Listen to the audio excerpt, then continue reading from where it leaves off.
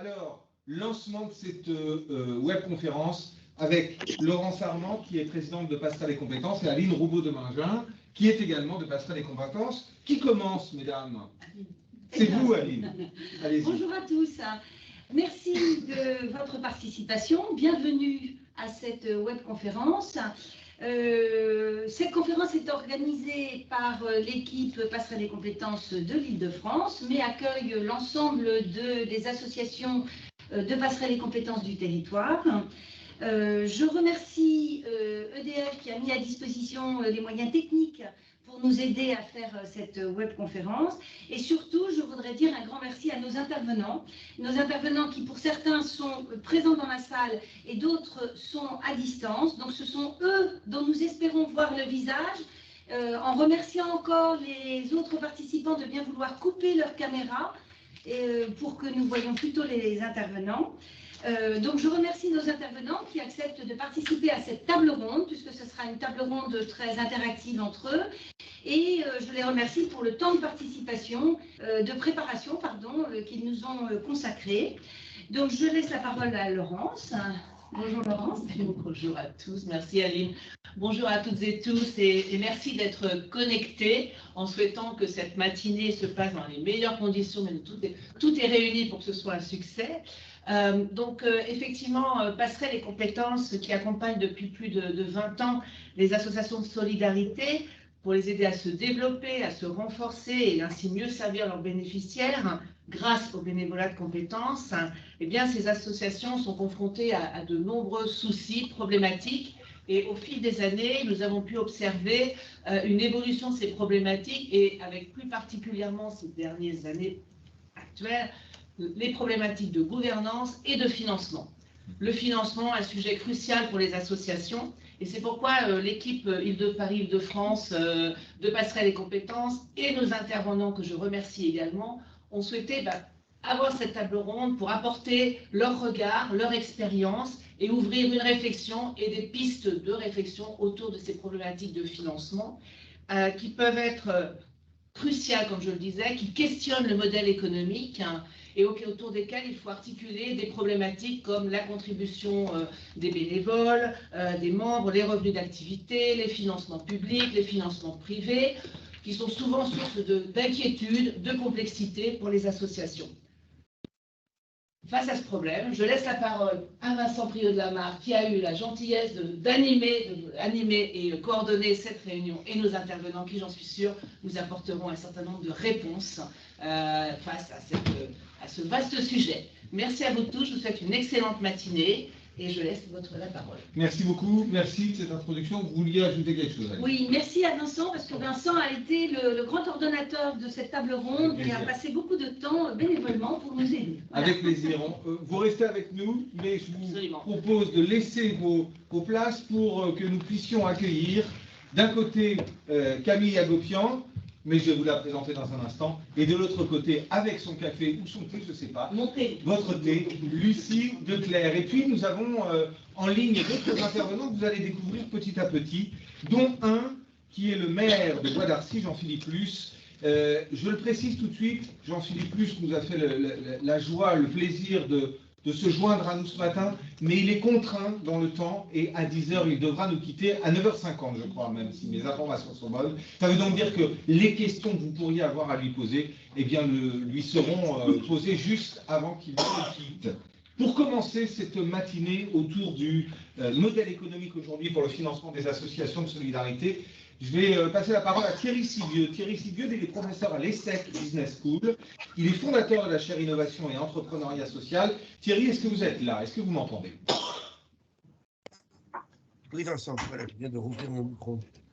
Eh bien voilà, vous pouvez le garder ouvert, mon cher Thierry. Merci d'être avec nous. Je vais vous poser plein de questions en vrac et puis vous allez en faire ce que vous voulez, parce que je sais que vous êtes un homme libre. Mais je vais vous demander quand même d'essayer de nous dresser un panorama de la situation de l'état du financement associatif aujourd'hui. Alors, la première question que je voudrais vous poser, c'est est-ce qu'il y a un modèle économique historique? Si oui, lequel? Est-ce qu'il a évolué dans le temps? Si oui, comment?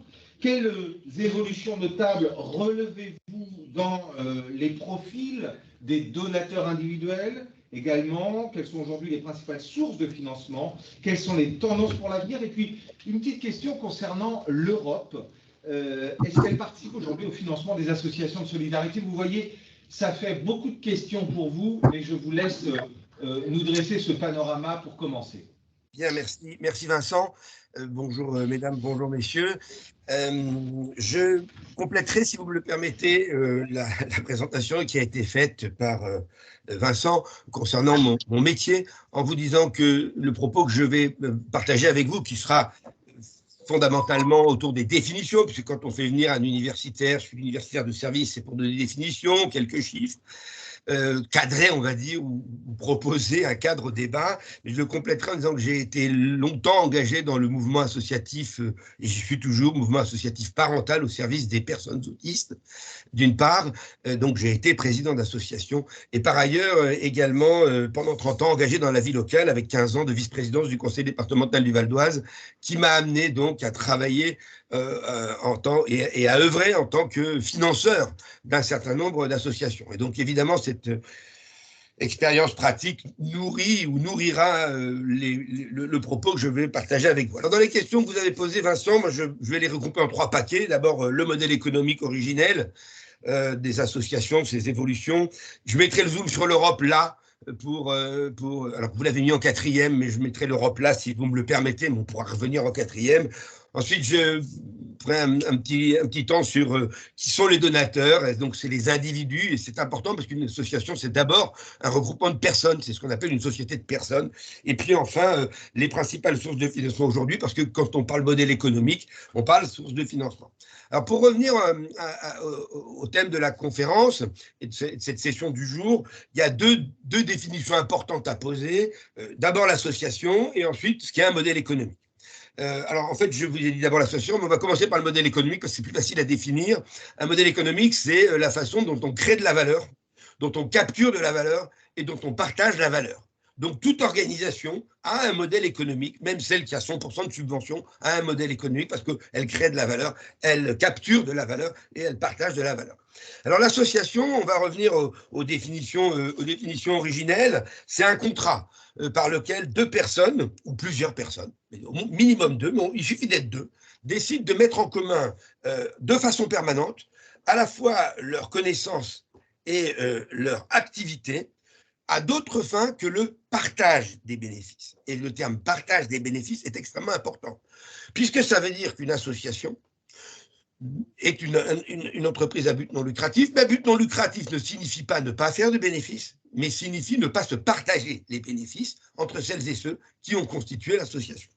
Donc une association, elle répond aux 3 grandes caractéristiques de l'économie sociale et solidaire, qui a été rappelée en 1912 par Charles Gide. D'abord, la non-lucrativité que je viens d'évoquer à l'instant.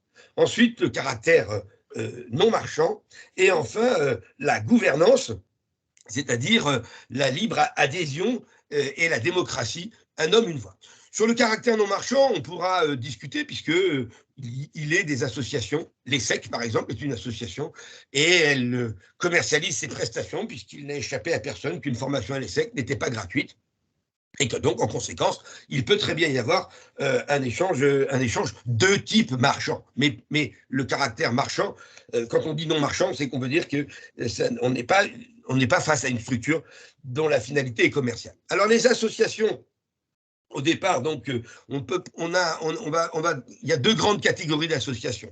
Il y a les associations opératrices, celles que les collectivités territoriales connaissent bien, qui exercent des missions sociales et médico-sociales, notamment pour le compte de l'État. Et puis, il y a les associations d'animation, c'est-à-dire les clubs sportifs, les associations culturelles, celles qui, sur le territoire, ont un rôle de mise en valeur, de construction de liens entre les individus du territoire. Et puis, vous avez une autre catégorie d'associations, ce sont les associations de défense des intérêts. Voilà, on se regroupe, le maire de Bois-d'Arcy doit bien connaître ce qu'est une association de défense des intérêts qui défend l'intérêt général. C'est un intérêt général parfois un peu réduit, mais un intérêt collectif. Et puis, les associations de plaidoyer dont on entend beaucoup parler.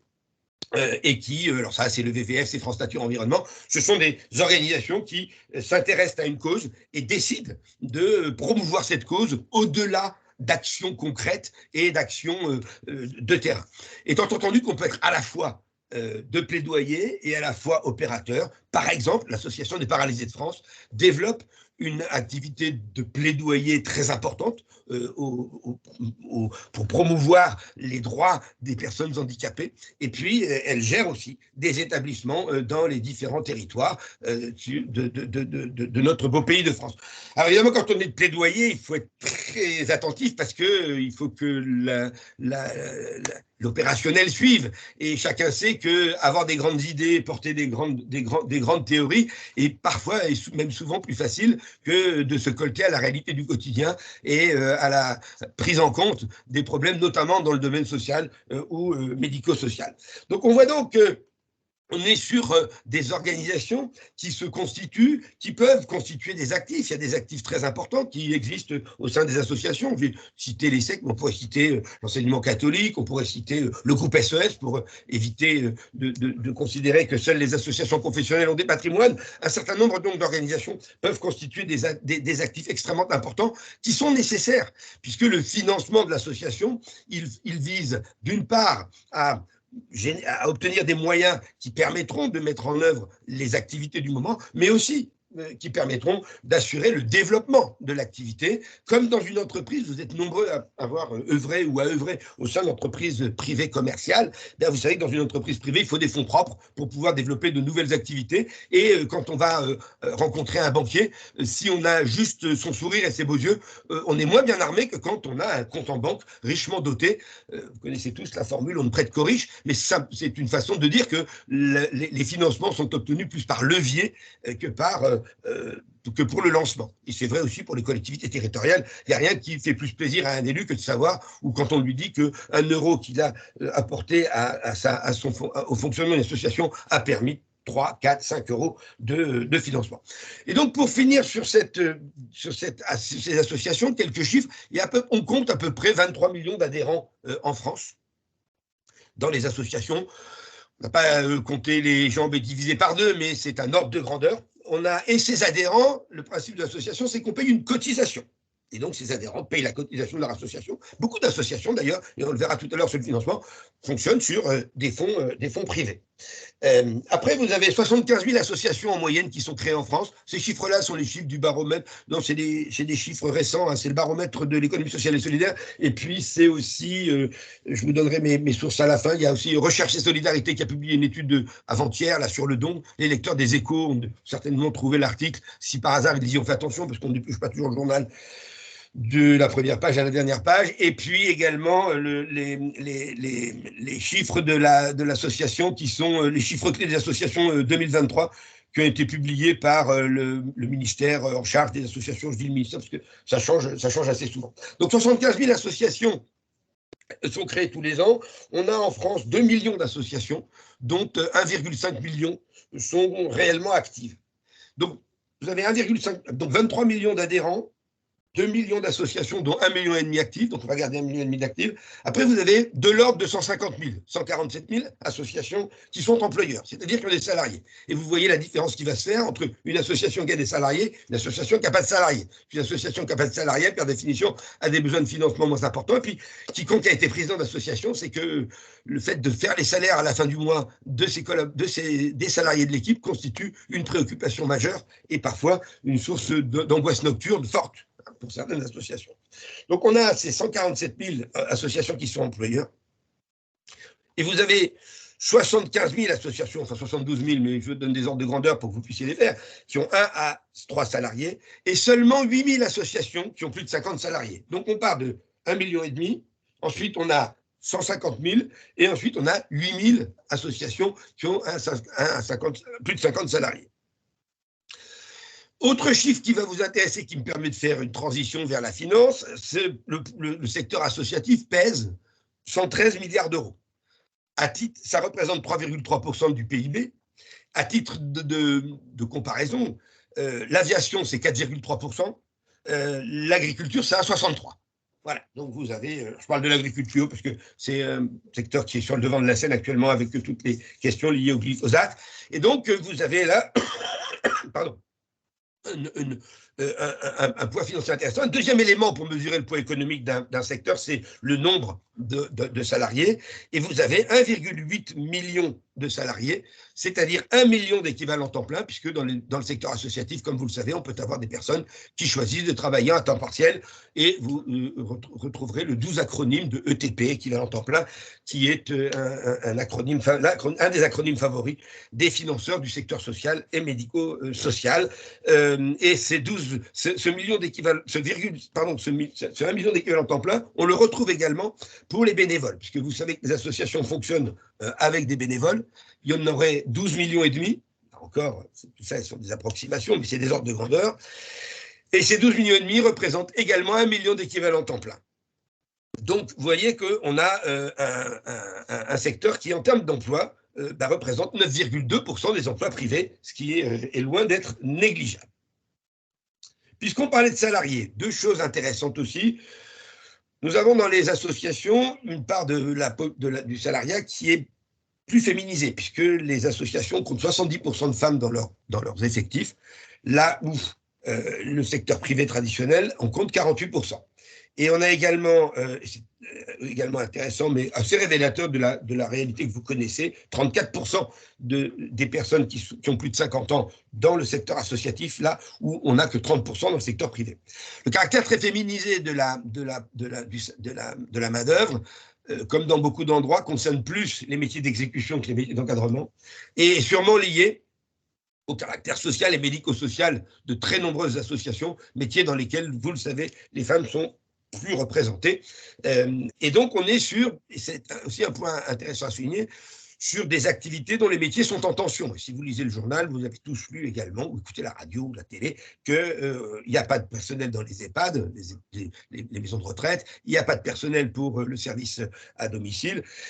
Et donc, on est sur des emplois qui sont non délocalisables. Et ce qui veut dire que dans une association, il y a cette double idée de l'attachement au bien commun, mais aussi l'attachement au territoire.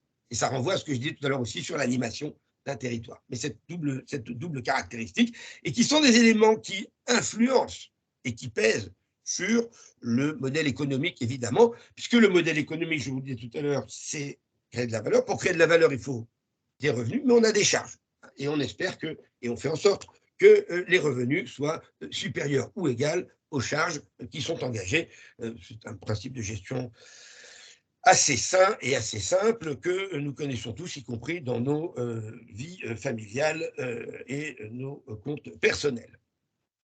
Il y a donc 43 milliards d'euros de masse salariale. On est sur des salaires qui sont plus bas que les salaires moyens, qui sont relativement bas. Dans le médico-social, on a des salaires un peu plus élevés parce qu'il y a des médecins.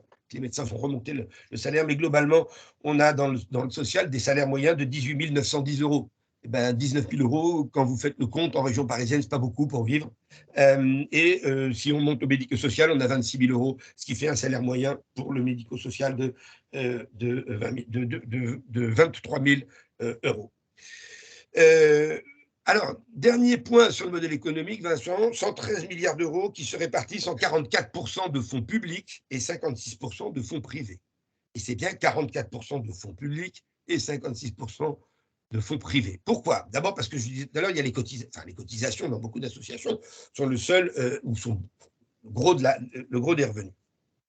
Ensuite, parce que les mouvements associatifs, et c'est les associations opératrices que j'évoquais tout à l'heure, finalement ont exécuté ou exécutent souvent pour le compte des pouvoirs publics, l'État ou les collectivités locales, un certain nombre de missions qui sont des missions de service public ou qui sont en tout cas des missions sociales, et elles reçoivent pour ce faire des moyens, soit en dotation globale, soit en prix de journée, qui permettent donc aux équipes d'assurer le service dans de bonnes conditions. Et donc, quand on entend que l'État se désengage, alors historiquement, l'association, c'est d'abord privé, c'est une structure privée. Quand on entend que l'État ou les pouvoirs publics se désengagent, moi, je préfère dire que, et quand on regarde les chiffres, si vous regardez l'Observatoire des dépenses d'action sociale des départements, si vous regardez les différents chiffres, toutes les dotations qui sont apportées aux communes, on s'aperçoit que l'État, les systèmes de solidarité, les systèmes de péréquation continuent de bien fonctionner. Ce qui se passe, c'est que les moyens n'augmentent pas aussi vite que les besoins en termes de quantité et en termes de complexité. le RMI a été créé en 1988. Avant 1988, il n'y avait pas de problème sur l'insertion par l'activité économique. Il n'y avait pas de question. Il y avait des entreprises qui s'engageaient dans l'insertion par l'activité économique. Ça date du début des années 80, mais globalement, il n'y avait pas ce besoin. Donc, le RMI, le RSA, c'est quelque chose qui a cru et embelli, alors embelli entre guillemets, dans les dernières années. La question de l'accueil des personnes âgées et de la grande dépendance est directement liée à l'augmentation de la durée de vie. La question de la prise en charge des personnes handicapées est directement liée au progrès de la médecine et au fait que les personnes handicapées qui, en 1950, décédaient en moyenne autour de 30 ans, aujourd'hui, grâce au ciel, peuvent vivre aussi longtemps que vous ou moi, enfin aussi longtemps. En tout cas, ont vu leur espérance de vie croître de façon proportionnelle à celle des personnes qui n'étaient pas handicapées. Tout ça pour vous dire qu'on est face à des besoins qui sont d'une grande complexité et qui sont en augmentation en nombre très important. Vous prenez une personne à la rue. Une personne à la rue, elle pose une problématique de besoins fondamentaux, se nourrir, se laver. Elle pose une question de logement. Elle pose une question d'emploi, insertion économique. Et elle pose une question dans 66% des cas, ainsi que le montrent les chiffres du SAMU social, de santé mentale. Bien. Eh bien, régler ces 4 questions ensemble, c'est une vraie difficulté, une vraie question. Et tout à l'heure, nos témoins, nos 2 témoins que je salue à distance, vous présenteront des actions qui, il y a 30 ans, n'existaient pas, dont personne n'aurait imaginé qu'elles existaient. Donc, cette question de l'articulation publique-privée, il faut la prendre. Vous faites mon job, Thierry, là. Hein, vous faites mon job. Je dis, vous faites mon job en anticipant les suites de... Alors, comme j'ai peut-être déjà trop parlé, je vais accélérer. Je vais vous simplement vous parler avec vous. Alors, vous m'avez posé donc sur les évolutions du modèle économique, je vous ai proposé quelques éléments de réflexion, à la fois les charges, à la fois les recettes. Si vous me permettez de rajouter qu'on a 7,5 milliards d'euros de dons qui proviennent à 5,5 milliards d'euros des foyers, des personnes, et puis 3 milliards des entreprises, le mécénat d'entreprise, que les associations peuvent et fonctionnent avec évidemment des dons, les cotisations des dons, je viens de le dire. Alors, avec quelques bonnes nouvelles sur les dons, c'est que les jeunes, contrairement aux idées reçues, donnent plus proportionnellement par rapport à leur salaire que les vieux. Les jeunes de 20 à 30 ans donnent l'équivalent de 2,5% de leur salaire imposé, comme les plus de 70 ans. Mais si vous faites la moyenne des 20-30 et des 30-70, les 30-70 ne donnent que 2%. Donc, il y a là une source d'espoir que j'ai plaisir à saluer, à mentionner. Vous avez également les dons, alors on y reviendra peut-être tout à l'heure avec certains d'entre vous, certains participants connaissent sûrement l'ICI, l'ISF. La suppression de l'ISF a été un traumatisme terrible pour les associations parce que finalement, les associations ont perdu tous les dons qui étaient assis sur les portefeuilles financiers, tout en conservant les dons sur le patrimoine immobilier.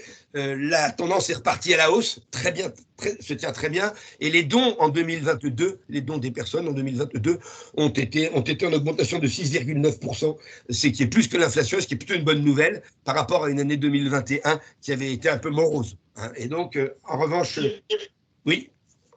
Thierry, si vous voulez bien, on a un petit problème de connexion avec vous, je ne sais pas où vous êtes. Vos derniers propos étaient moins clairs que juste avant.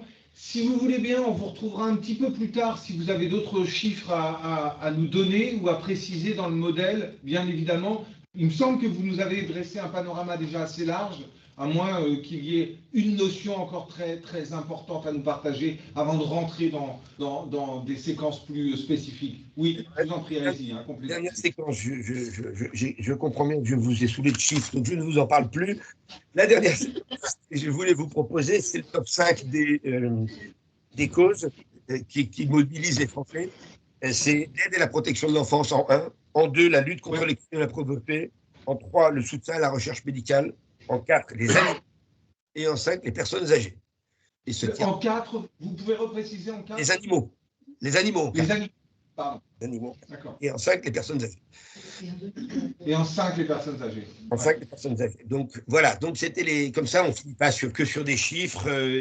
Mais, vous savez, on va attaquer le mois dans lequel les 41% des dons vont être effectués.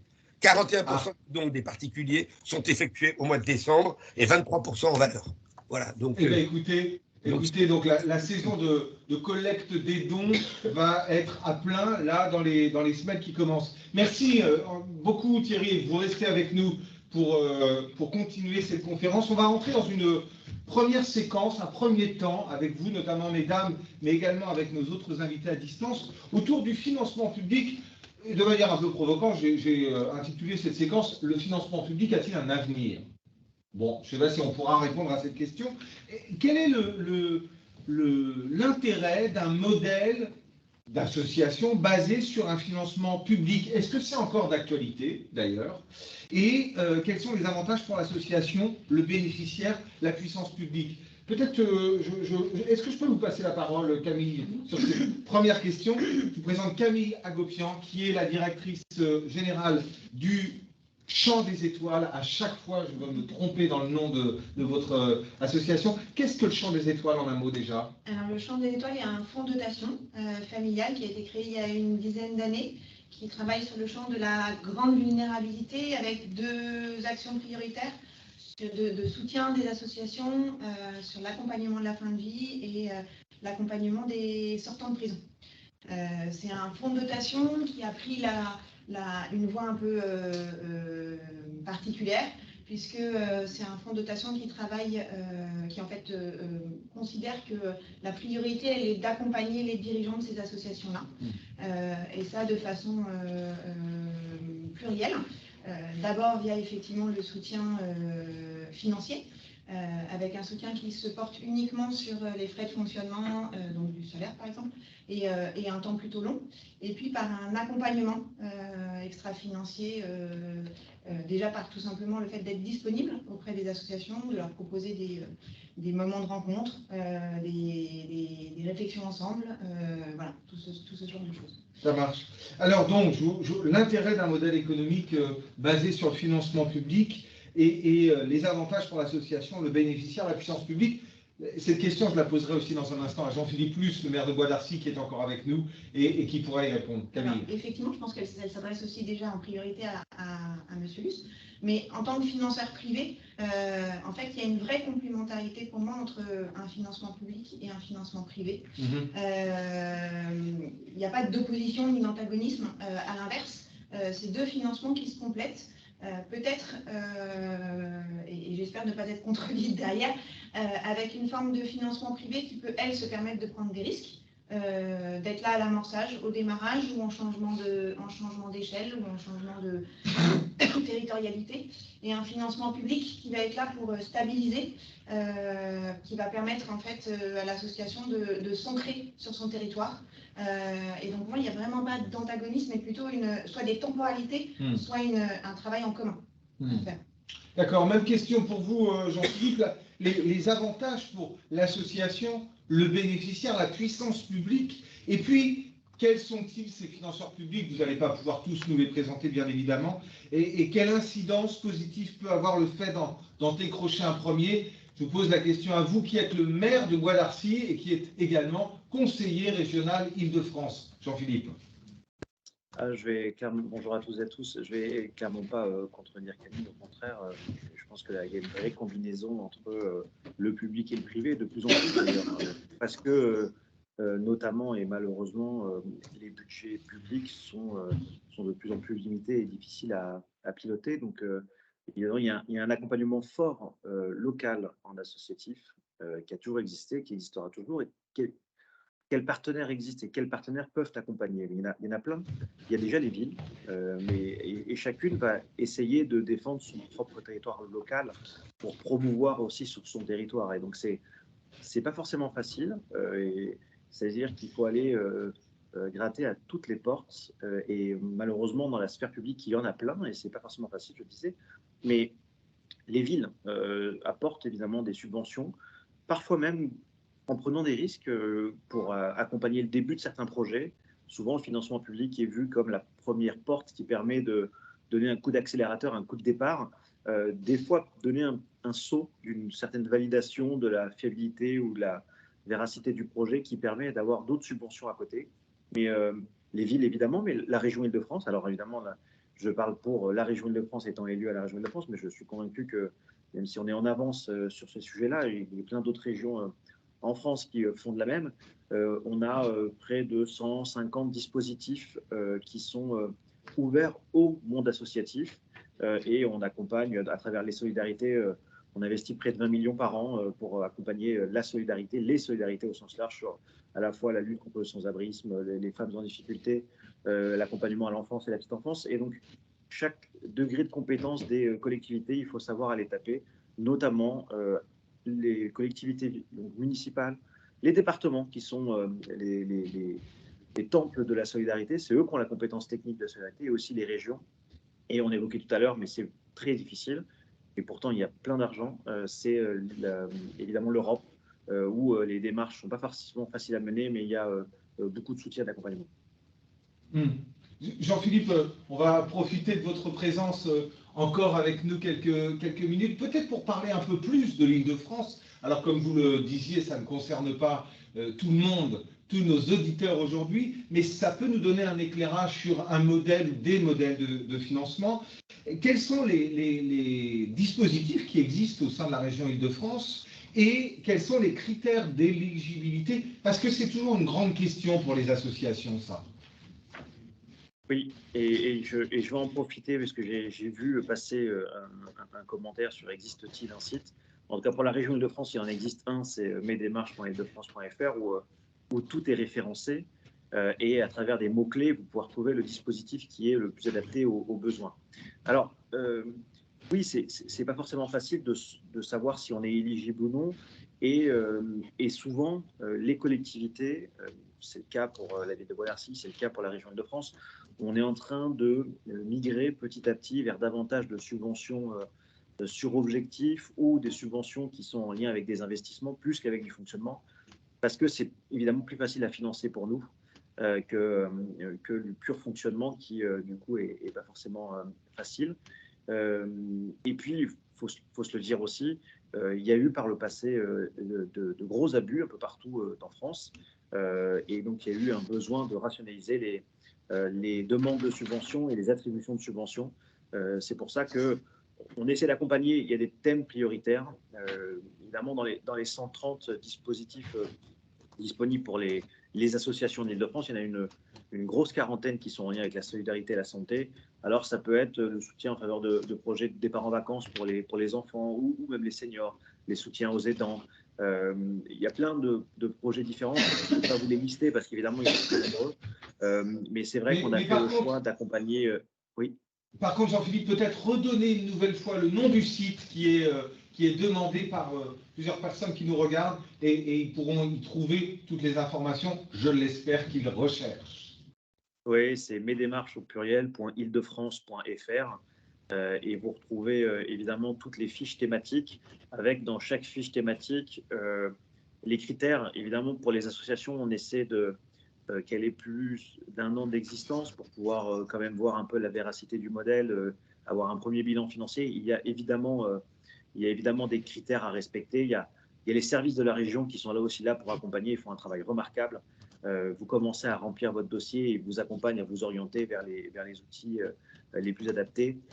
Et il y a forcément une phase de remplissage du dossier par les personnes qui le demandent et après derrière d'analyse et d'accompagnement par les services. Il y a une question qui se pose souvent, et vous ne pourrez répondre là encore que pour l'Île-de-France, c'est autour de la simplification des démarches, ou en tous les cas la complexité parfois à remplir ou à élaborer des dossiers. Qu'est-ce que vous en dites? Qu'est-ce que vous auriez envie de nous dire sur ce sujet de la complexité ou de la simplification? Vaste sujet en France avec un millefeuille qui est malheureusement compliqué, trop dense et on perd les citoyens avec des démarches qui sont plus longues les unes que les autres à piloter. Et en même temps, on est obligé pour pouvoir respecter les dossiers, respecter l'analyse et le contrôle des dossiers pour que cet argent, c'est de la gestion des finances publiques et de l'argent de toutes et tous. Donc, c'est indispensable de bien le contrôler, bien le piloter et qu'on fasse attention à cet argent qui est l'argent de tous les Français. Et c'est vrai qu'il y a un peu voilà, il y a un peu de travail à faire en amont sur les dossiers, mais encore une fois, les services sont là pour accompagner.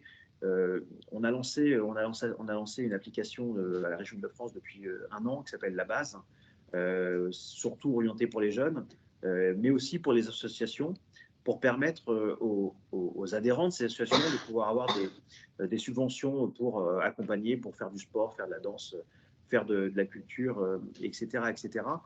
Et évidemment, pour se connecter, il faut utiliser un France Connect, parce qu'il faut que ça soit sécurisé. Et donc, c'est facile. C'est plus facile pour un particulier. Pour une association, moi, j'ai plein d'associations de la ville qui m'ont dit, mais c'est génial cette application, parce que les jeunes, il y a d'ailleurs 30 000 places qui sont en jeu pour les Jeux Olympiques l'été prochain. Mais les personnes physiques individuelles disent, mais moi, je n'ai pas de compte associatif France Connect, comment on fait? Et au final, il faut que la personne individuelle le fasse en son nom, dans un premier temps, et après mettre le numéro de son association. Donc, il y a un peu de lourdeur parfois, mais c'est pour plus de sécurité et de contrôle derrière, donc on est obligé d'en passer par là. Merci, je vous bombarde de questions parce que, comme vous êtes très peu avec nous, mais vous êtes quand même avec nous, j'ai une question qui arrive dans le chat. Continuez à en poser, hein, je les prends au fur et à mesure, à laquelle vous pourriez répondre, vous aussi en tant que maire de Bois d'Arcy. Comment peut-on prendre contact avec l'Europe pour des financements, bien évidemment? Je sais qu'une commune comme la vôtre peut chercher des financements européens également. Oui, tout le monde peut chercher des financements européens. C'est juste parfois un parcours un peu chaotique et compliqué. Mais vous savez, même pour une collectivité comme la ville de Bois d'Arcy, nos budgets sont limités. Et donc, de fait, pour financer les projets, on va aussi, nous aussi, taper aux portes de nos partenaires, que ce soit le département, la région, l'Europe et bien d'autres. Et j'ai recruté une personne pour ça. C'est dire à quel point ça peut être compliqué, chronophage. Alors, elle ne fait pas que ça, hein, elle s'occupe de la direction financière, mais c'est un vrai sujet de pouvoir constituer les dossiers quand on en a beaucoup. Alors, nous, à la région, on a notre agence de relations avec l'Union européenne, avec le Parlement. Elle s'appelle Île-de-France Europe. Et il y a plein de portes d'entrée à travers la région et directement vos élus. Il ne faut pas hésiter. C'est vrai qu'on a un peu tendance à penser que les élus au Parlement européen sont déconnectés on peut penser qu'ils sont déconnectés puisque c'est des listes nationales et qu'on a du mal à les retrouver, mais il ne faut pas hésiter à les solliciter. Ils sont là aussi pour accompagner les démarches et orienter vers. Mais le site de l'Union européenne est parfois bien fait aussi. Ouais. Est-ce qu'on peut résumer en disant peut-être passer par vos élus, taper à la porte du département ou de la région et c'est sûrement là qu'on saura le mieux vous aiguiller? Ce serait juste de dire ça, monsieur le maire? Oui, parce que toute collectivité, que ce soit une métropole, une agglomération ou une ville, a un jour été en contact avec l'Union européenne sur des financements, que ce soit des financements FEDER ou autres, et donc a un petit conseil à donner ou un point de contact à donner, donc il ne faut surtout pas hésiter à le faire. Merci beaucoup. Vous restez avec nous le temps que vous le pouvez, mais merci encore de votre présence. Je vais vous poser une question, Lucie. Lucie Leclerc, qui est à ma gauche, à votre droite pour vous, ou à la droite plutôt à l'écran. Lucie Leclerc, vous êtes cofondatrice et administratrice, ex-directrice générale de l'association Entourage. Avant de vous poser la question, Entourage, qu'est-ce que c'est? Alors, je voudrais réagir sur les propos du financement européen après. Okay. Du coup, je vais juste présenter Entourage d'abord. Entourage, c'est une association assez récente qui a démarré ses activités en 2016 et qui a pour objectif d'aider les personnes en grande exclusion à retrouver leur place dans la société. Donc, on va utiliser le digital pour créer des dynamiques de solidarité citoyenne, pour mobiliser les habitants, les remettre en lien avec les personnes en grande exclusion et notamment les personnes sans domicile, afin que les personnes sans domicile ne se sentent pas marginalisées de la société, mais au contraire retrouvent du lien social et retrouvent surtout un réseau de gens sur qui compter et sur qui s'appuyer pour retrouver leur place dans la société.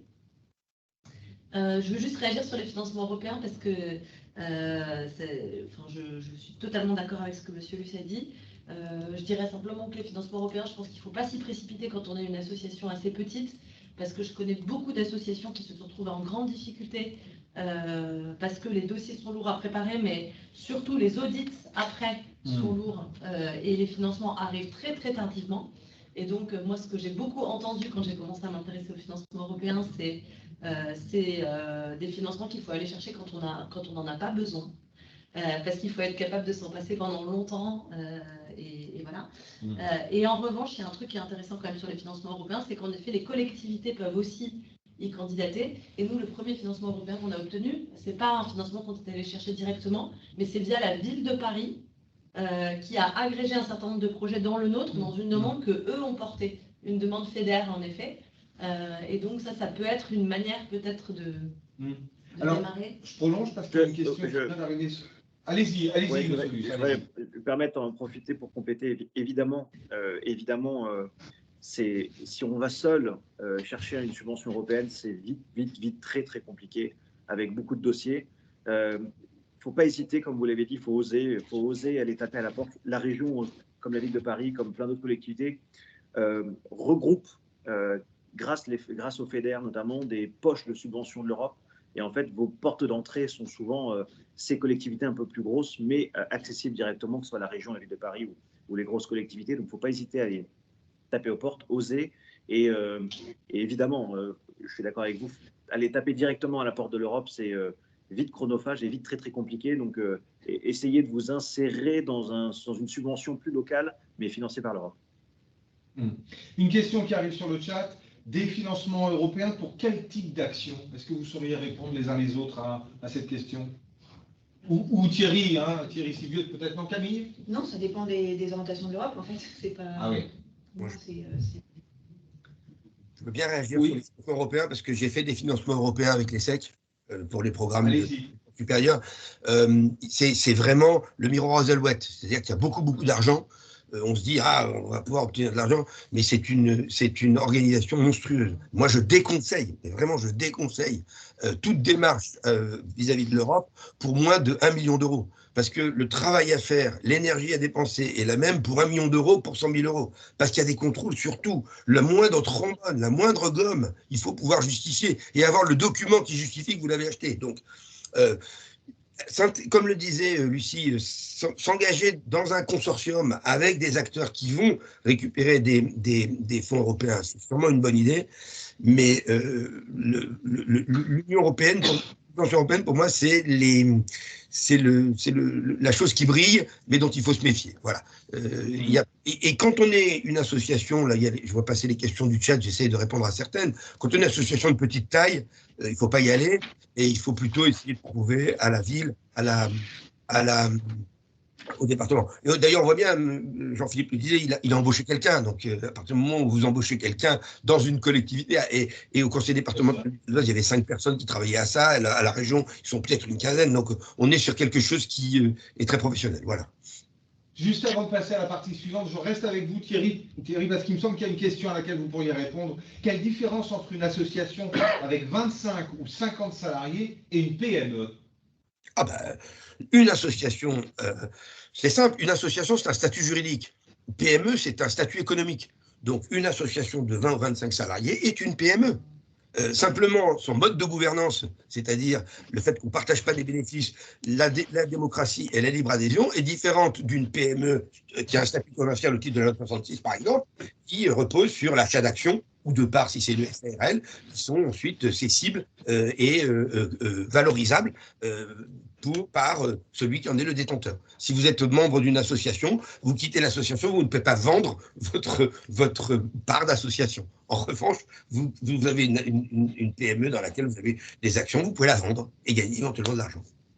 Merci beaucoup Thierry. Nous allons accueillir une nouvelle intervenante. Les autres restent ici, bien évidemment, et prendront la parole encore. C'est Laurence Besançon. Laurence, est-ce que vous êtes là? Est-ce que vous nous avez rejoints? Oui, tout à fait. Toutes mes excuses pour le retard. Est-ce que vous m'entendez bien? Mais on vous entend parfaitement. On ne vous voit pas encore, mais ça ne saurait tarder. Vous êtes la fondatrice de l'association Le Quai des Possibles. Quelques mots de présentation de cette association rapidement, avant que je vous pose une question sur les financements, et on va basculer sur les financements privés. Alors, Le Quai des Possibles, c'est une association qui gère un tiers-lieu dans lequel nous accompagnons tous les projets de transition écologique et sociale sur le Grand Ouest parisien. Est-ce que vous avez la possibilité de mettre votre caméra ou c'est une histoire de bande passante? Moi, je l'ai la caméra, je me vois, donc c'est bizarre. Je l'éteins et je la remets. Ok. Ouais, parce que moi, je la vois sur mon ordinateur. En fait, ce qui s'est passé, là, je suis dans la Drôme et il y a eu des grosses chutes de neige. Et donc, on n'avait plus du tout d'Internet. On a dû faire 30 km pour trouver Internet. Donc, toutes mes excuses. Mais la bande passante, là, je suis en Wi-Fi dans un café, mais la bande passante est un petit peu, sans doute, voilà, pas terrible. Donc, toutes mes excuses. Il y a eu de la grosse neige dans nos régions. Alors, donc, le quai des possibles, l'accompagnement des transitions écologiques et sociales, à la fois par la création d'entreprises à impact.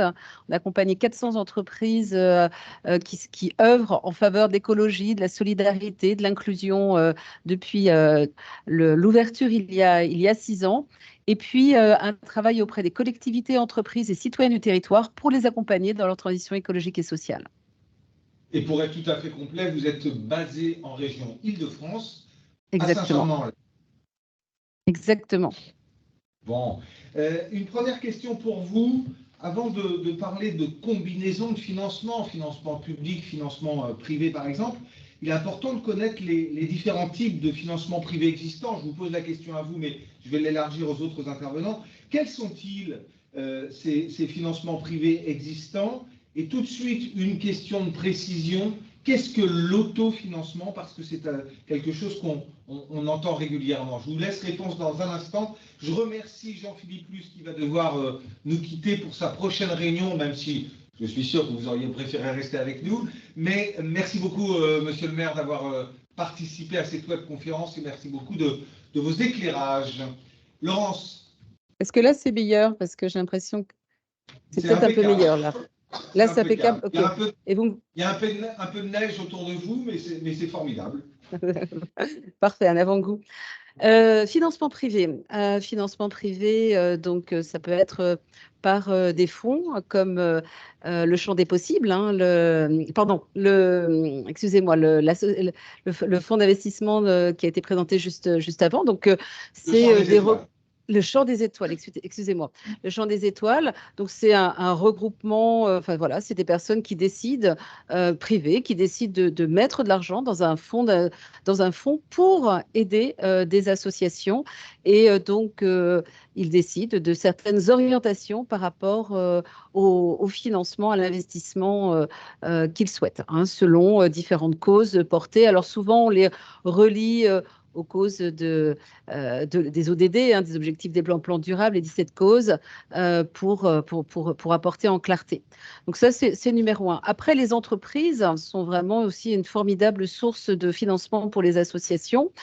Par le biais, alors ça peut être des fonds aussi, des fonds de dotation. Certaines entreprises ont des fonds de dotation. Certaines entreprises ont des fondations d'entreprises qu'elles gèrent par elles-mêmes ou par exemple, la Fondation de France, hein, qui abrite des fondations. Et donc là, à nouveau, il faut aller regarder par rapport aux entreprises qui vous intéressent, qui portent un peu des thématiques proches des vôtres et surtout sur le site de la Fondation de France, toutes les causes qui sont portées, de voir quelle fondation d'entreprise est susceptible de vous aider, hein, dans vos associations. Et puis après, il y a quand même aussi, alors ça dépend un petit peu des associations, mais il y a aussi de l'argent, on va dire, qui vient du business, hein, entre guillemets, par des actions qu'on appelle RSE, hein, qui sont de plus en plus portées directement enfin, en tous les cas, dissociées des fondations. Et c'est aussi des poches de soutien pour porter des programmes, hein, qui peuvent apporter voilà, des actions RSE aux entreprises. Et puis, vous le notiez, après, il y a vraiment toute la partie investissement sur fonds propres. Donc, c'est là où vous pouvez vendre des choses en direct, donc avoir une activité marchande qui vous permet ensuite de venir réutiliser en fait cet argent pour porter certains programmes. Donc, par exemple, nous, au Quai des Possibles, voilà, on vend des séminaires engagés, donc sur des thématiques écologie et inclusion à des entreprises. Donc, ça, c'est quelque chose de marchand. Et derrière, ces recettes nous permettent de financer des programmes gratuits auprès de bénéficiaires qui ne pourraient pas sinon se permettre d'accéder à ces programmes. Alors ça peut être en termes d'insertion professionnelle, des programmes numériques pour l'insertion professionnelle, ça peut être des programmes à la création d'entreprises pour tous dans le cadre de l'égalité des chances, etc. etc. Merci beaucoup, Laurence. Thierry, si vous m'entendez, peut-être une précision encore sur l'autofinancement, même si Laurence nous a déjà dit plusieurs choses. Et puis, une question complémentaire, est-ce que les cagnottes, ça relève du financement privé? Oui, ces cagnottes relèvent. Oui, je ne sais pas si vous m'entendez. Oui, les cagnottes relèvent du financement privé. C'est une modalité aujourd'hui qui tend à se développer. Alors, vous allez être surpris, mais je n'ai pas de chiffres à vous donner cette fois-ci. Vous allez comme ça être... Je n'ai pas de chiffres à vous donner sur l'importance de ce phénomène. Mais enfin, on le voit point dans la... Je le déplore, Thierry, quand même. J'imagine bien, mais Laurent, ça peut être un chiffre. Alors, j'ai pas de chiffres, mais j'ai une expérience. Notre premier parcours d'incubation pour des personnes éloignées de l'emploi, c'est fait par une campagne Ulule. Voilà. Et effectivement, alors, si certains d'entre vous sont intéressés, il y a toute une documentation sur les plateformes de financement participatif. Il y a tout un mouvement.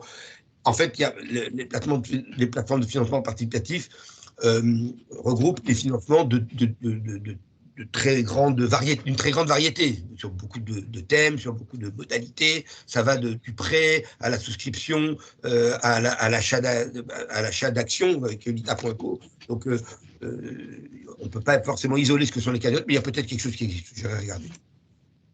Merci beaucoup. Lucie, une question pour vous et après j'en ai une pour vous également, Camille.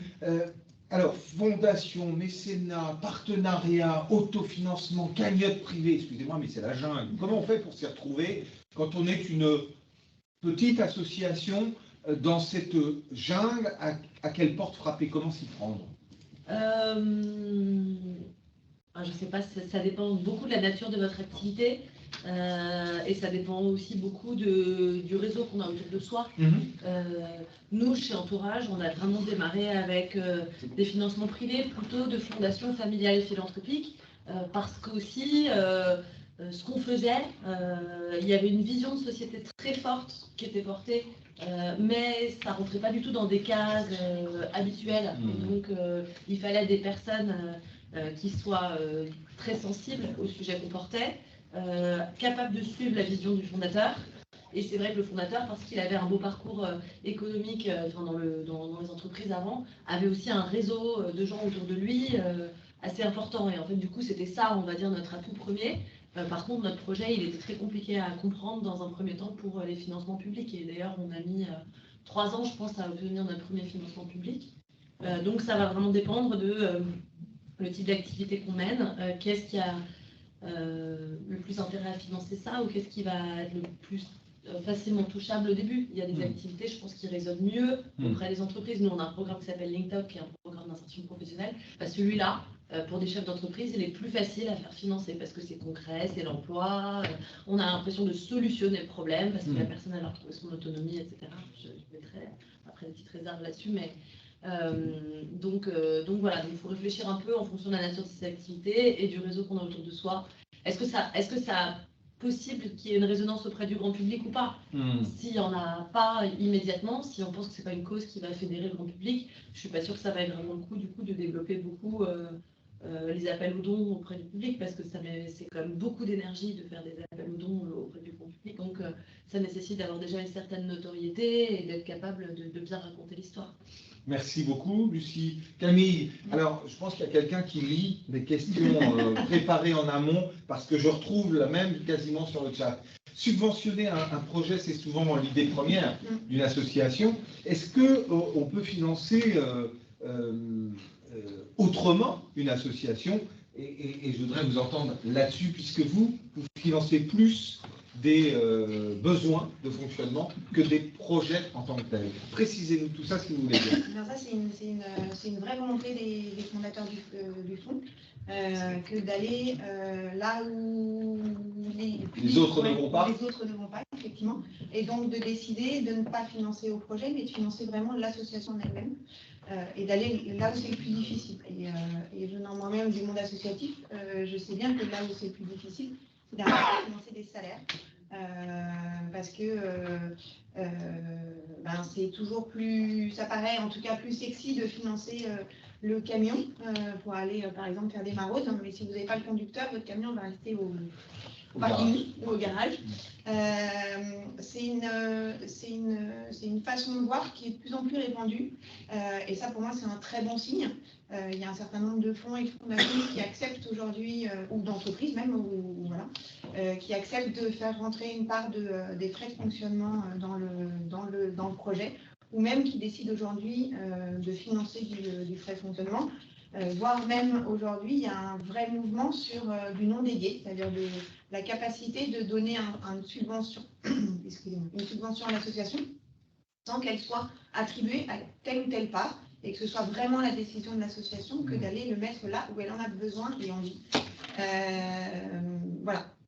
Ok, je pose la question qui m'est arrivée quand même sur le chat, parce que, mais je pense que vous y avez déjà répondu. Quel devenir pour les associations dont les besoins sont liés au fonctionnement, alors que la majorité des financements privés ou publics portent sur des appels à projets? Il y en a un, visiblement. Il y en a, et il ne faut pas désespérer. Déjà, pour moi, c'est de la responsabilité des associations que d'expliquer et tenir un discours clair sur l'association ne peut pas fonctionner uniquement en projet. On a des frais, et s'il n'y a pas des personnes pour porter les associations, en fait, l'association n'existe pas. Et puis, il y a une deuxième chose qui est celle d'intégrer ces frais de fonctionnement aux frais de projet. Et vous avez le droit et le devoir même de mettre ces frais de salaire, de les répartir de façon analytique sur les projets. Un projet, ce n'est pas uniquement l'achat du camion, c'est aussi effectivement le conducteur qui va le conduire. Et dans ce projet-là, il doit y avoir des frais de fonctionnement. Laurence, j'espère que la neige ne vous a pas enseveli. Une question pour vous. Quelle part, mais c'est une question compliquée, quelle part est-il pertinent de donner aux financements privés et comment les obtenir, ces financements privés, qui peuvent faire peur, peut-être parfois plus que les financements publics? Alors moi, je pense qu'il n'y a pas de... Enfin, moi, je ne vois pas trop la différence entre financement public, privé. Je pense que s'il y a de la pertinence dans des financements, il faut aller les chercher. C'est-à-dire que si vous êtes convaincu que vos actions peuvent servir les intérêts de fondations, de fonds de dotation, etc., d'actions RSE ou une campagne Ulule. Nous, c'était une campagne Ulule en collaboration avec la Fondation Société Générale. Il faut y aller à partir du moment où vous sentez qu'il y a un intérêt à monter un projet ensemble. Donc, pour moi, peu importe que ce soit du privé ou du public, c'est plutôt la pertinence de l'alignement entre la cause que vous portez dans votre association et les personnes que vous avez en face de vous. Après, c'est des mécanismes qui sont plus ou moins longs. Comme le disait Thierry, l'Europe, ça peut être extrêmement compliqué et long pour récupérer de l'argent. Donc, peut-être avoir sur le temporaire. Si je vais chercher des fonds d'Europe, c'est des gros tickets d'1 million, comme disait Thierry. Et donc, ça va me prendre beaucoup plus de temps et je vais essayer de trouver des plus petits tickets avec des personnes plus privées ou publiques qui vont pouvoir m'aider sur un plus court terme. Nous, c'est ce qu'on a fait au début. On a été cofinancé par la région de France et la Fondation de France. Et le groupe Orange, côté RSE, côté business. Donc, c'était vraiment intéressant. Et puis... voilà, moi je pense plus à la pertinence, à l'alignement. Vous pouvez monter des programmes qui sont 100% privés et si vous êtes très pertinent par rapport à ce qu'ils portent, ils vont vous reconduire et si ça se passe bien, ça va être reconduit. Et idem pour le public. Merci Laurence. Voilà. Dans ce que vous nous dites, c'est un tout petit peu haché là, la connexion. Dans ce que vous nous dites, j'entends des financements de l'association en tant que telle, j'entends des financements de projets, j'entends des financements de fonctionnement. Il n'y a pas de modèle en tant que tel, mais il y a à aller chercher le bon interlocuteur, celui qui est le plus pertinent pour répondre aux besoins, soit de l'association, du projet ou du fonctionnement. Thierry, je complète avec une question pour vous. Autour de l'entrepreneuriat social, est-ce que vous pourriez, c'est un terme qu'on entend souvent, est-ce que vous pourriez nous le définir, l'entrepreneuriat social, et qu'est-ce que le partenariat entre associations également pourrait apporter? Et cette question, elle pourrait vous venir également. Et puis, je reprends une question du chat, le mécénat de compétences, est-ce que vous pourriez nous en dire un petit mot également, Thierry? Oui, merci. Alors, juste si vous me permettez, je vais aller abonder énormément dans le sens de ce que vient de dire Laurence. Effectivement, poser le problème financement public, financement privé, et imaginer que le financement privé est plus stable que le financement public est une illusion. La vraie question, c'est est-ce que le projet qui est porté correspond aux intérêts et aux attentes de celui qui détient les moyens qui vous permettront de réaliser votre projet? Si oui, qu'il soit public ou privé, il faut y aller. Après, il y a les conditions qui sont posées pour obtenir l'argent.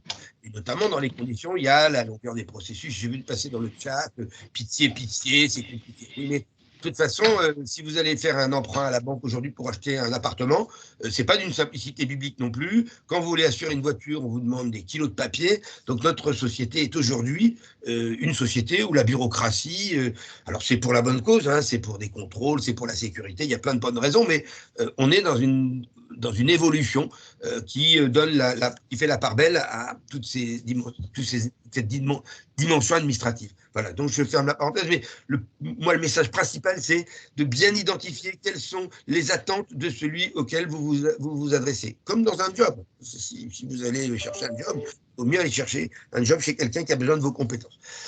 L'entrepreneuriat social, pour donner une définition simple, c'est une entreprise et une organisation qui va mettre la finalité économique au service de la finalité sociale. Et c'est une organisation qui va chercher à répondre à un besoin qui est peu ou insuffisamment satisfait, soit au plan quantitatif, soit au plan qualitatif, donc en quantité ou en qualité, par les politiques publiques ou par le marché. Donc il y a le marché qui permet de satisfaire un certain nombre de besoins, il y a les politiques publiques qui permettent de satisfaire un certain nombre de besoins, il y a des trous, il y a des manques, et l'entrepreneur social, il va jouer un rôle dans ces manques-là et dans ces trous-là. Donc, votre question sur le partenariat est cruciale. Dans l'entrepreneuriat social, il y a une dimension de coopération entre les uns et les autres, il y a une dimension de complémentarité entre les différents acteurs, et tout à l'heure, je prenais l'exemple de la personne qui est sans domicile fixe, hein, et les 4 caractéristiques ou les 4 dimensions qu'il faut traiter. Comme personne n'est capable de traiter, ou personne, enfin, très peu sont capables de traiter les 4 dimensions, c'est par une conjonction et une coopération entre différents acteurs qu'on y arrivera.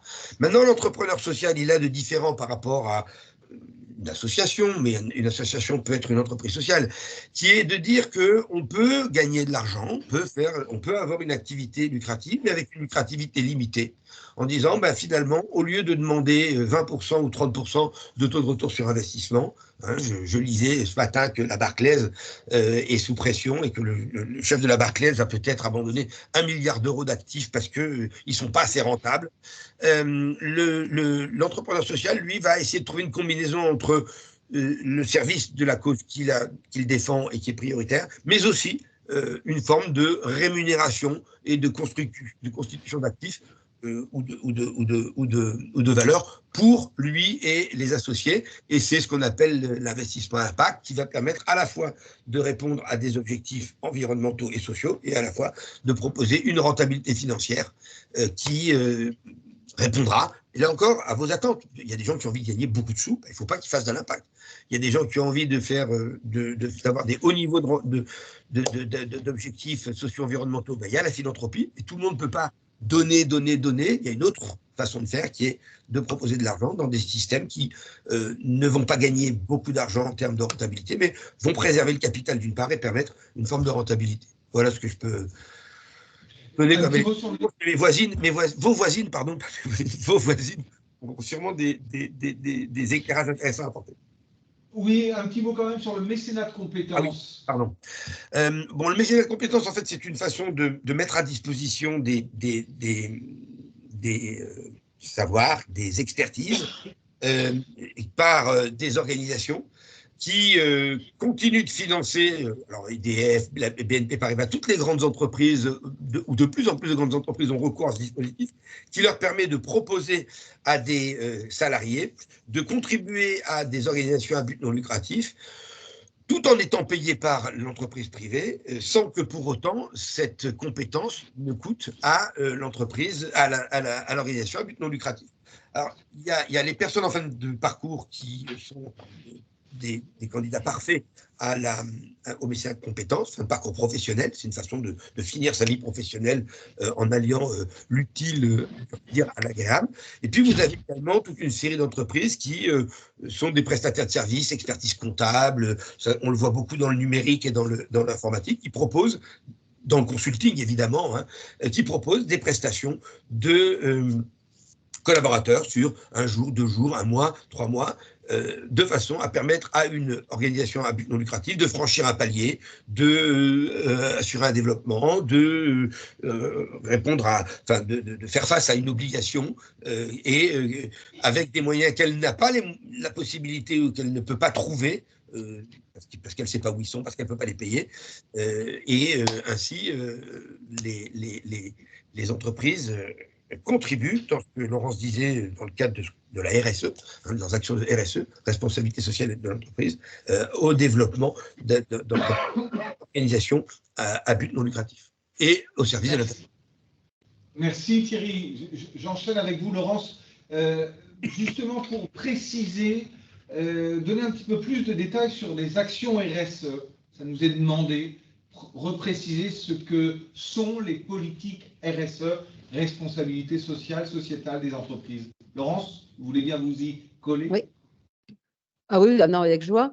Avec joie, parce que c'est quelque chose que j'ai découvert moi aux États-Unis quand je travaillais là-bas.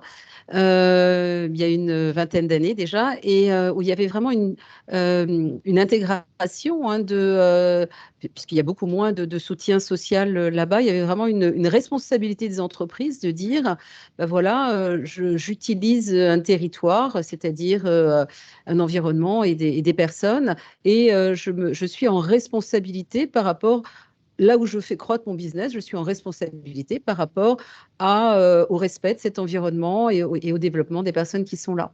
Et c'est vrai qu'en France, en Europe, on a, peut-être moins en Angleterre, l'Angleterre aussi beaucoup plus proche de tout ce qui est RSE, mais on a eu tardivement, je pense, cette prise de conscience qu'une entreprise qui fait du business doit partager cette valeur au plus grand nombre et prendre soin de l'environnement sur lequel elle fait son business et des personnes qu'elle accompagne. Et donc, la RSE, c'est ça, c'est se dire je suis une entreprise, je ne suis pas que là pour faire de l'argent et verser des dividendes à mes actionnaires, mais j'ai cette responsabilité de partager le fruit de cette valeur en apportant des améliorations autour de moi, que ce soit d'un point de vue social, sociétal, environnemental. Voilà.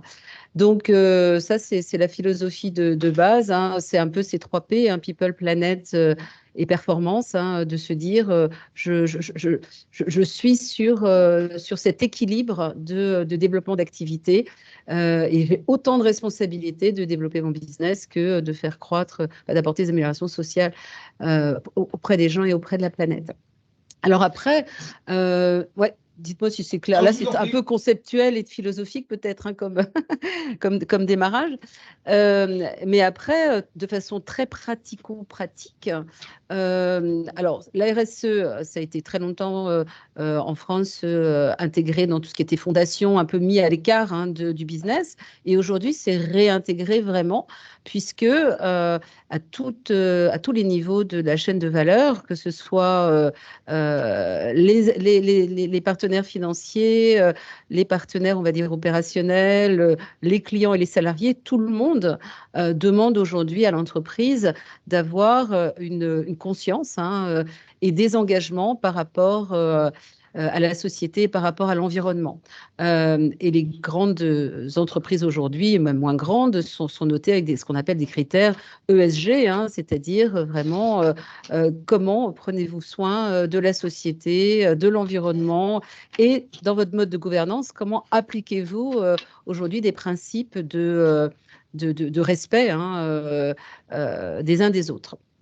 Donc, comment ça se passe? Donc, de plus en plus, c'est remis au centre du... alors, il y a des entreprises à mission qui ont vraiment intégré cette mission-là et s'est demandé... Alors, je pense que Thierry, vous allez être bien plus aguerri que moi sur les chiffres, les textes récents, etc. Mais aujourd'hui, moi, je rencontre des dirigeants d'entreprise qui ont vraiment intégré ça de façon réelle et sincère et qui voient un bénéfice très clair aussi sur l'engagement de leurs salariés, l'engagement de leurs partenaires financiers et partenaires, on va dire, opérationnels, et aussi clients, c'est-à-dire qu'on n'hésite plus à communiquer qu'une gamme a été développée dans le respect de la planète, avec des pratiques inclusives, etc., etc.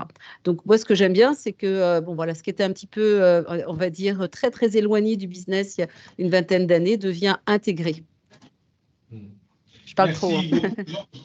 J'entends qu'il ne faut pas hésiter à aller frapper aux portes des entreprises dès lors que c'est intéressant pour le projet associatif qui est porté, bien évidemment. Et ça rejoint ce que nous disait Thierry il y a un instant sur l'intérêt pour le financeur. Pensez aussi à l'intérêt pour le financeur de vous rencontrer et de soutenir votre projet ou votre fonctionnement. Mesdames, ici, j'ai une question sur le lien de partage, de partenariat entre les associations. Est-ce que ça peut être quelque chose d'intéressant également de travailler? Souvent, les associations, c'est peut-être un préjugé de ma part, mais j'ai l'impression qu'elles peuvent être posées les unes à côté des autres sans forcément phosphorer ensemble. Est-ce que ça peut être intéressant? Qui s'y colle?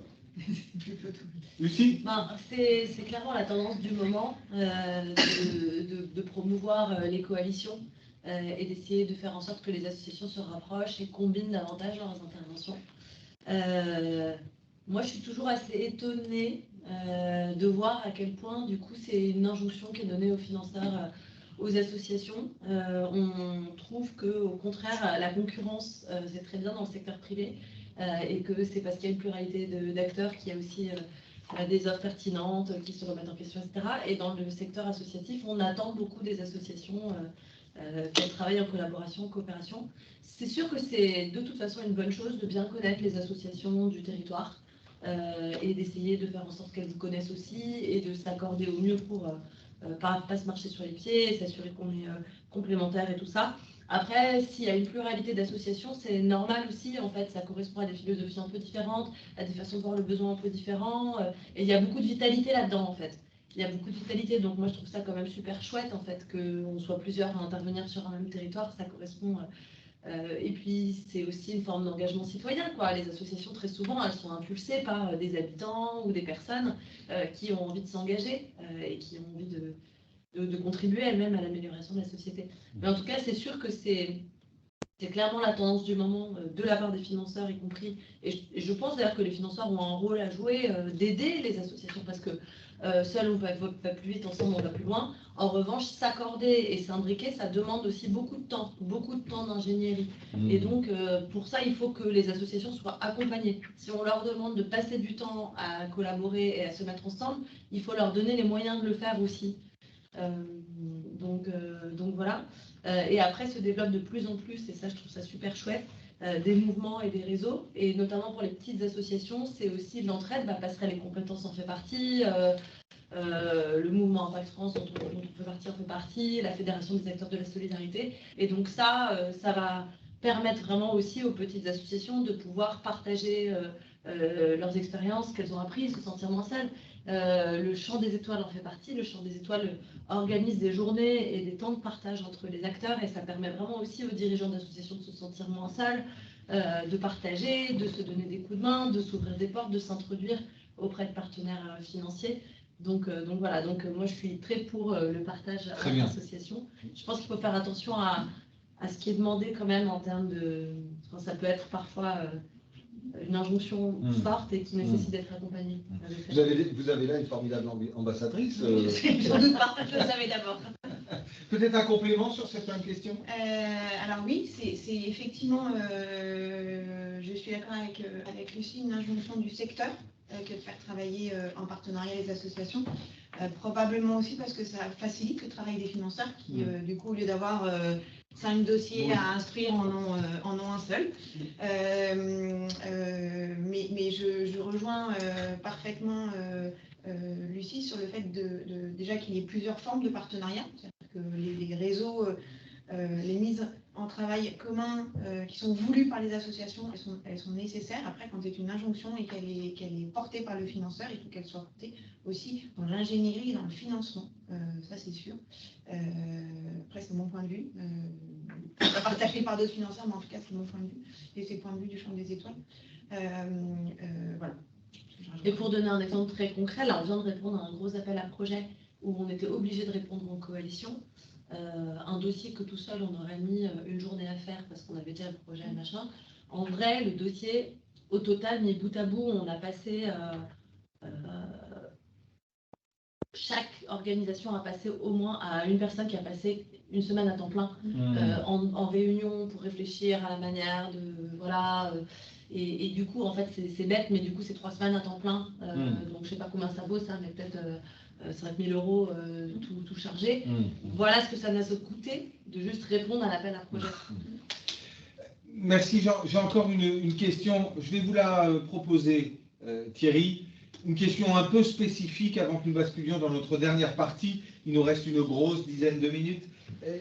Quel type de financement public et privé peut-on prétendre en France pour une association qui aide des enfants abandonnés et des personnes démunies en Afrique, sur le territoire, sur le continent, pardon, excusez-moi, africain. D'accord. Alors, juste un point, si vous me permettez, pour dire que le problème de Lucie et Camille ont raison, c'est que la difficulté, c'est quand une bonne idée de faire coopérer des gens devient systématique. C'est-à-dire que si c'est systématiquement qu'on demande aux gens de coopérer pour coopérer, ça n'a pas de sens. Quand une association est capable de mener à bien un projet toute seule, il vaut mieux qu'elle y aille toute seule parce qu'effectivement, il y a forcément des coûts de transaction. Et donc, c'est toujours pareil. La coopération, c'est un outil. S'il est bien utilisé, il est formidable. S'il n'est pas utilisé, il est catastrophique. Voilà. Donc, c'est ne pas confondre les objectifs et les moyens. Et effectivement, peut-être, Camille, vous avez raison, les financeurs ont un peu tendance à regarder d'abord devant leur porte et ça leur simplifie la vie. Bon. Et moi, je suis engagé... C'est une petite association qui est dans l'orbite de Cité Caritas. J'ai vu passer un dispositif là sur Bordeaux. Il y a 12 intervenants pour 12 000 € chacun. Et on a passé 1 journée et demie avec le directeur général juste à finaliser la convention. Ça n'a strictement aucun sens. C'est une usine à gaz. Alors si, ça fait travailler les fonctionnaires. Alors ça, c'est super. Enfin, c'est une usine à gaz hallucinante. Pour la réponse à la question que vous posez, en fait, la question que vous posez renvoie à les enjeux de coopération décentralisée. C'est-à-dire, puisque théoriquement, l'argent public collecté sur un territoire, c'est de l'impôt, il doit être dépensé au bénéfice des gens du territoire. Donc, c'est ça le principe. Et s'il n'y a pas de besoin, eh ben, on collecte plus d'impôts et on diminue les impôts. C'est pour ça qu'une subvention, elle n'est donnée que pour autant qu'elle permette une action qui n'aurait pas eu lieu si la puissance publique n'était pas intervenue. Si vous pouvez faire tout seul, pas la peine d'aller vous demander de l'argent. Donc, il faut regarder du côté des actions de coopération décentralisée. Souvent, les collectivités territoriales ont des pays ou des ordres de prédilection, il y a des jumelages. Comment ils sont choisis, c'est souvent un peu personnel, un peu historique. Bon. Mais ce sera pour les financements publics, c'est la voie de passage. Après, c'est des financements essentiellement privés qui vont être mobilisables. Merci Thierry. Une question, Camille, existe-t-il un annuaire des fonds de dotation tel que le Champ des Étoiles? Non. Ça va, voilà, la réponse elle est très claire, non. Mais malheureusement, peut-être un jour ça viendra. Non. Les fondations familiales, souvent, en tout cas, elles sont un peu plus discrètes. Donc il y a moins de... Et elles n'ont pas forcément envie d'être sollicitées en direct et de recevoir des tonnes de dossiers. Elles aiment bien voilà, identifier elles-mêmes les projets et que ça vienne par leur réseau. Donc voilà. Pour les fondations d'entreprise, il en existe, je pense. En tout cas, il y a l'ADMICAL, qui est une structure qui recense pas mal de fondations. Le Centre français des fondations. À l'époque, il existait un annuaire qui s'appelait Mécénova, mais je ne sais pas si ça existe encore. Alors, il existe toujours, mais payant. Payant. Nous allons rentrer dans les 5 dernières minutes et a priori, il n'y aura pas de prolongation, me dit-on dans l'oreillette. Laurence, au cours de la préparation de cette convention, vous m'avez dit une phrase qui m'a marqué. Il faut voir l'argent comme un moyen, pas comme un problème. Il faut voir l'argent comme un moyen, pas comme un problème. Qu'est-ce que ça raconte de l'état d'esprit du dirigeant en quête de financement? Je suis toujours surprise que ça vous surprenne. Mais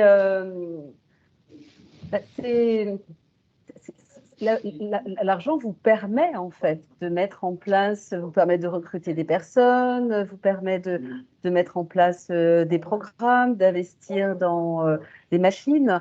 Donc c'est un moyen pour une finalité en fait. Et c'est pour ça que c'est vraiment toujours intéressant quand on pense à un programme, de le penser d'un point de vue budgétaire en disant ben voilà de quoi j'aurais besoin et d'être un peu, je veux dire, optimiste, hein, on va dire sur les besoins et de se dire ben voilà si je monte ce programme, ça va du coup me nécessiter telle ressource, ça va coûter tant, et d'aller voir après les financeurs privés publics de façon très transparente en disant voilà pour que ce programme réussisse bien, voilà les moyens dont j'ai besoin. Et si je n'ai pas ces moyens, je ne vais pas bien pouvoir faire en fait ce programme. C'est une question de responsabilité.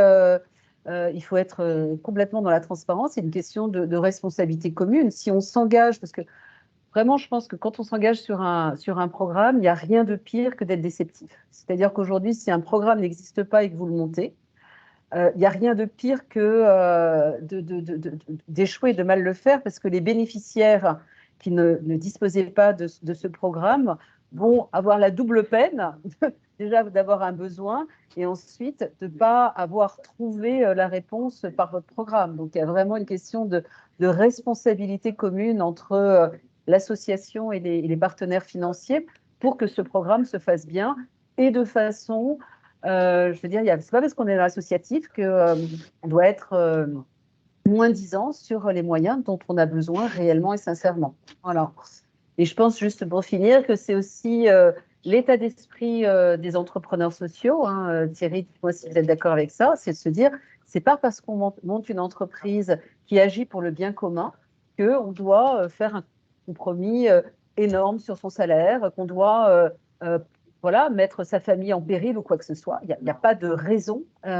Et c'est pour ça, quand on reboucle sur les cagnottes, l'ITA, etc., il y a tout un mouvement de jeunes, moi je trouve, qui sont extraordinaires, qui disent c'est pas parce qu'on monte une boîte à impact qu'on doit, je veux dire, pas savoir comment boucler les fins de mois, quoi. Il faut qu'on soit dans le respect vraiment des gens qui s'engagent pour le bien commun.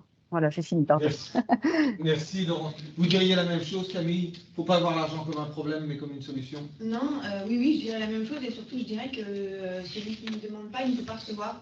Donc, si vous avez un programme et que vous voulez financer, il faut aller les chercher, les financements, il ne faut pas hésiter.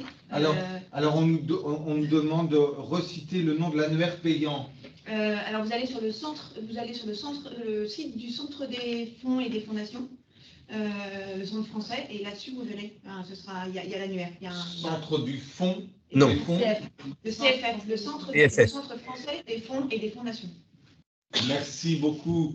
Merci à tous nos intervenants de s'être prêtés au jeu de cette webconférence. Beaucoup de questions sur le chat n'ont pas pu être traitées. Elles le seront dans un temps différé. C'est l'engagement qui a été pris. Mais je vais pour ça passer la parole à Aline Roubaud-Demingin qui va faire la conclusion de cette webconférence. Merci à vous tous qui avez accepté de jouer le jeu, parce que c'était finalement l'objectif d'avoir une table ronde qui soit très interactive avec éventuellement des questions non préparées à l'avance Et donc, ça a été très riche. J'espère, vous tous qui avez participé, très nombreux, on a vu le nombre, j'espère que vous avez vu effectivement la diversité des modèles économiques possibles et que ça vous a donné un éclairage sur la manière dont vous pouviez, vous, avancer en fonction de votre projet associatif. Alors, je vais juste conclure en remerciant Vincent, vraiment beaucoup.